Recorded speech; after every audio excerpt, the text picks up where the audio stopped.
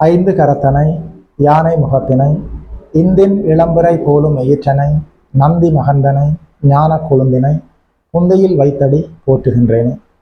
நமக்கு ஜோதிட ஞானத்தையும் கிரியா யோகத்தையும் தந்த குருமார்களுக்கு நன்றி. ஜோதிட சொந்தங்களுக்கு வணக்கம். இன்றைக்கு ஒரு ஜாதகத்துக்கான விளக்கத்தை பார்க்கலாம். நேற்று ஒரு அப்பா ஒரு ஆள் இங்கே வந்திருந்த தன்னுடைய மகளுக்கு வயதாயிடுச்சுது, 35 வயதில் தாண்டி கொண்டு போகுது. இன்னுமே திருமணம் இல்லை, திருமணம் ஆகுமாயா, என்னுடைய மகளுக்கு திருமணம் நடக்குமா அல்லது நடக்காதா, கொஞ்சம் தெளிவாக நீங்கள் சொல்லுங்க ஐயான்னு கொஞ்சம் கவலையாகவே வந்து கேட்டிருந்தார். நான் சொன்னேன், ஐயா வந்து உட்காருங்க, கவலைப்படாதீங்க, என்னென்னு பார்ப்போம், சொல்லுங்க பார்ப்போம்னு சொல்லி கேட்டிருந்தேன். அவருடைய ஆண்டு மாதம் தேதி, அவருடைய மகளோட ஆண்டு மாதம் தேதி கொடுத்திருந்தாரு. 26ஆம் தேதி ஜூலை மாதம் 1988ஆம் ஆண்டு பிறந்த பிள்ளை. 26ஆம் தேதி ஜூலை மாதம் 1988ஆம் ஆண்டு பிறந்த பிள்ளை. காலமா 10:45 AM, காலையில 10:45 AM. முல்லைத்தீவு மாவட்டத்தில் பக்கத்துல, நம்ம டிஸ்ட்ரிக்ட் பக்கத்து டிஸ்ட்ரிக்ட்ல பிறந்த பிள்ளை. அதை நீங்க ஒருக்க பாருங்க, யாதகத்தை பாருங்க. கன்னி லக்னம், விருச்சிக ராசி, கேட்ட நட்சத்திரம். 26ஆம் தேதி ஜூலை மாதம் 1988ஆம் ஆண்டு காலையில 10:45 AM காலையில பிறந்த பிள்ளை. தனுசு வீட்டுல லக்னத்துக்கு 4வது வீட்டுல சனி நிற்கிறார். 6ல ராகு, 7ல செவ்வாய். 7ல நிற்கிற செவ்வாய் நேர 180 டிகிரியில சமசப்தம பார்வையா லக்னத்தை பார்க்கிறார். அப்படியே லக்னத்துக்கு 2ஆம் வீட்டையுமே 8ஆம் பார்வையா செவ்வாய் பார்க்கிறார். ராசிக்கு 2ல சனி இருக்கிறார். 9ஆம் வீட்டுல 9ஆம் அதிபதி சுக்கிரன் ஆட்சி பெற்று அங்கேயே இருக்கிறார். 9ஆம் வீட்டிலேயே 9ஆம் அதிபதி இருக்கிறார். கூடவே குருவும் இருக்கிறார். 10ஆம் இடத்துல யாரும் இல்லை. 11ஆம் இடத்துல லக்னத்துக்கு 11ஆம் வீட்டுல சூரியனும் புதனும் சேர்ந்திருக்கணும். வீடு கொடுத்த சந்திரன் நீச்சம். சூரியன் திக்பலத்துக்கு பக்கத்துல இருக்கிறார். 12ல கேது. இப்ப இந்த ஜாதகிக்கு சந்திர திசையில குரு புத்தி நடக்குதுங்க. 2025 டிசம்பர் வரைக்குமே சந்திர திசையில குரு புத்தி தான் நடக்குது. இவ்வளவுதாங்க அந்த ஜாதகம். சரி, இப்ப இந்த ஜாதகிக்கு எப்ப திருமணம் நடக்கும், அல்ல திருமணம் நடக்குமா நடக்காதா? எவ்வளவுதாங்க, நிச்சயமா திருமணம் நடக்குங்க. எப்படி? 7ஆம் அதிபதி 9ஆம் இடத்துல மிகப்பெரிய மாபெரும் சுபரான சுக்கிரனுடைய வீட்டுல சுக்கிரனோட சேர்ந்து இருக்கிறார் 9ஆம் இடத்துல. அப்ப 7ஆம் அதிபதி கெட்டு போகல, களத்திரகாரகன் சுக்கிரன் கெட்டு போகல, நிலைத்த நீடித்த தாம்பத்திய சுகத்தை கொடுக்கக்கூடிய சுக்கிரனுமே கெட்டு போகல, 7ஆம் அதிபதியும் கெட்டு போகல. ஆனா இதுல ஒரு சின்ன ட்விஸ்ட் என்னன்னா, ராசிக்கு 2ல சனி, லக்னத்துக்கு 7ல செவ்வாய். 7ல நிக்கிற செவ்வாய் லக்னத்துக்கு 2ஆம் இடம், குடும்பஸ்தானம், தனம் குடும்பம் பாகிஸ்தானத்தையும் பார்த்து கெடுத்து போச்சு.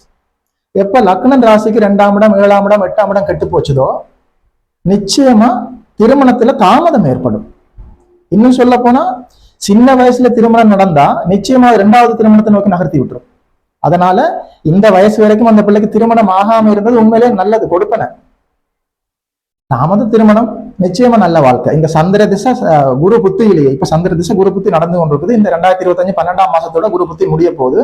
12ஆம் மாசத்துக்கு முதலே மாப்பிள்ளை யாருன்னு தெரிஞ்சிடும். வருத்தப்படாதீங்க ஐயான்னு நான் சொல்லி அனுப்பியிருந்தேன். அதுல இன்னும் ஒரு 2-3 கொஸ்டின் கேட்டிருந்தாங்க. அடுத்தடுத்து வேற கொஸ்டின் 2-3 கேட்டிருந்தாங்க. அம்மா வந்து தவறிட்டாங்க, இறைவனடி சேர்ந்துட்டாங்க. அப்பா நான் மட்டும்தான் இருக்கிறேன், நானும் போயிருவேனா அல்லது பிள்ளையோட திருமணம் வரைக்கும் நானும் இருப்பேனான்னு சொல்லி ரொம்ப வருத்தமா கேட்டிருந்தாரு. இதே ஜாதகத்துல பாருங்க, 9ஆம் இடத்துல 9ஆம் அதிபதி ஆட்சி பெற்று இருக்கிறார். கூடவே குரு இருக்கிறார். அதாவது சூரியன், தந்தையை குறிக்கக்கூடிய சூரியன் 11ஆம் இடத்துல திக்பலத்துக்கு பக்கத்துல தனித்த புதனோட சேர்ந்திருக்கிறார். 80-85 வயதுகளை தாண்டி நீண்ட ஆயுளோட வாழக்கூடிய தந்தை.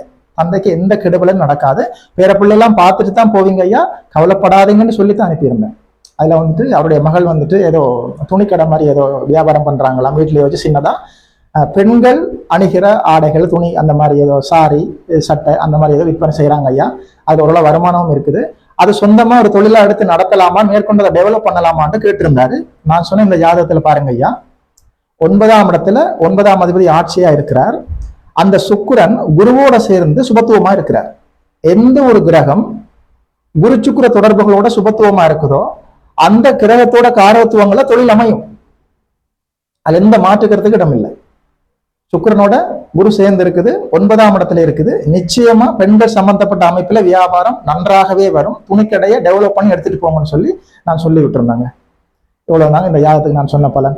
பாருங்க, 7ல செவ்வாய், ராசிக்கு 2ல சனி, 2ஆம் வீட்டை செவ்வாய் பார்த்து கெடுக்குது. ஆனாலும் நிலைத்த நீடித்த தாம்பத்திய சுகத்தை கொடுக்கக்கூடிய சுக்கிரன் கெட்டு போகலைங்க. 7ஆம் அதிபதி குரு கெட்டு போகல. இந்த வருஷமே சந்திர திசையில குரு புத்தி நடக்கும்போது நிச்சயமா திருமணம் நடந்துடும். அதுல என்ன காரணம்னு சொன்னா, எப்ப 3ஆம் அதிபதி 7ஆம் அதிபதி 11ஆம் அதிபதி சம்பந்தம் வருதோ அது ஏதோ ஒரு சம்பந்தத்துல திருமணம் நடந்துருமுங்க. இப்ப நான் என்ன பேசுறது ஓரளவுக்கு ஜோதிடத்துல ஓரளவுக்கு ஞானம் உள்ளவங்களுக்கு புரிஞ்சிடும் நான் இப்ப என்ன சொல்ல வர்றேன்றது. அதாவது ஒரு திருமணத்தை ஒரு ஜாதகத்துல தீர்மானிக்கிற கிரகங்கள் முக்கியமா 3 பேருங்க. 3ஆம் அதிபதி, 7ஆம் அதிபதி, அதே மாதிரி 11ஆம் அதிபதி. இப்ப 7ஆம் அதிபதி புத்தி நடந்து கொண்டிருக்குதுங்க. நிச்சயமா இந்த வருஷம் 12ஆம் மாசத்துக்குள்ளேயே மாப்பிள்ளை யாருன்னு தெரிஞ்சு போயிடும். நல்ல திருமணம், தாமத திருமணம், நல்ல வாழ்க்கை. இதுதாங்க இந்த பலன் தாங்க நான் சொல்லியிருந்தேன். இது எனக்கு உங்க கூட பகிர்ந்துக்கலாம்னு ஆசைப்பட்டேன், பகிர்ந்துக்கிட்டாச்சு. இதோட ஜோதிட விளக்க வீடியோ விருப்பம் உள்ளவங்க தொடர்ந்து பார்த்துட்டே இருங்க. இது போல மறுபடியும் நாங்கள் உங்களை சந்திக்கிறோம். நமஸ்காரம்.